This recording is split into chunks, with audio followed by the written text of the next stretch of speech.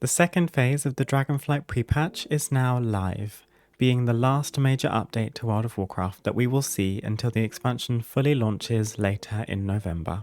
This video will show you all the major features being introduced into the game with Phase 2 of the Dragonflight Pre-Patch. The long-awaited Dracthyr Evokers are now accessible and playable to everyone. You can create one Dracthyr Evoker per realm, and they come with a new advanced warning that cautions players that Evokers are not a beginner-friendly class. Choosing to create an Evoker will skip you past the Exile's Reach tutorial zone that other classes would normally see, so if you're new to WoW, you might find it better to play a different class first so you can learn the basics of the game. Otherwise, creating an Evoker will send you to their new Dracthyr exclusive starting zone, the Forbidden Reach. You will start at level 58 and be able to explore some of the lore behind the Dracthyr, learn the basics of your class, as well as getting a bit of time to practice your dragon riding, as Dracthyr are able to soar, providing them with the same basic movement utility as a dragon riding mount. The entirety of the Forbidden Reach will take you roughly 40 minutes to complete, depending on how quickly you can level and if you want to stop to read any of the quest text. By the end of the zone, you will be level 60.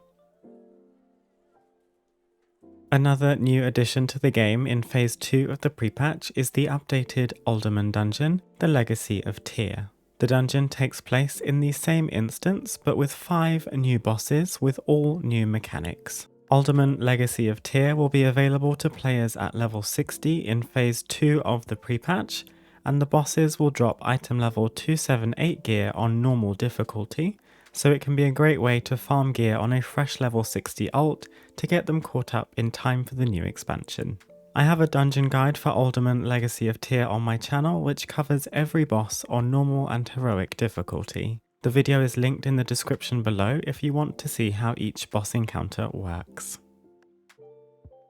The pre-patch event is also now live, which in this case is the Primal Storm event that pops up in Kalimdor and the Eastern Kingdoms. When you first log into the game after the pre-patch update, you will automatically be prompted with a quest to begin the intro questline for Dragonflight, which will take you to your capital city's gateway to the Dragon Isles. For Alliance players, this is in the Stormwind Harbour by the Darnassus portal, and for Horde, you'll end up at the Zeppelin Tower at the Dranoshar blockade just outside of Orgrimmar. This is a very short questline that simply asks you to speak with a few NPCs around the city.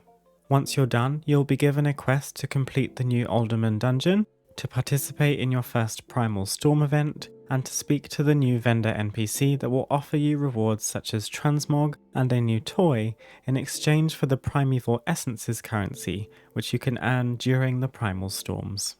You can see where the Primal Storms are active on your map, but they will always be in the Northern Barrens and Ungoro Crater in Kalimdor, and in the Badlands and Tirisfal Glades in the Eastern Kingdoms.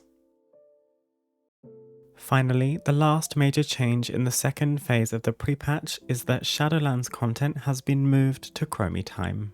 This means that you can now level characters through Shadowlands content from level 10 onwards. However, Threads of Fate will not be available as a leveling path. You will have to play through the Shadowlands campaign normally. As with all Chromie Time, if you choose to level through Shadowlands, you will be able to queue for Shadowlands specific dungeons like the Necrotic Wake, Plaguefall, Mists of Tierna Scythe, and the Halls of Atonement. So those are all the major features being introduced in Phase 2 of the Dragonflight pre-patch. Thank you for watching, have a great pre-patch, and I hope to see you again soon. Bye!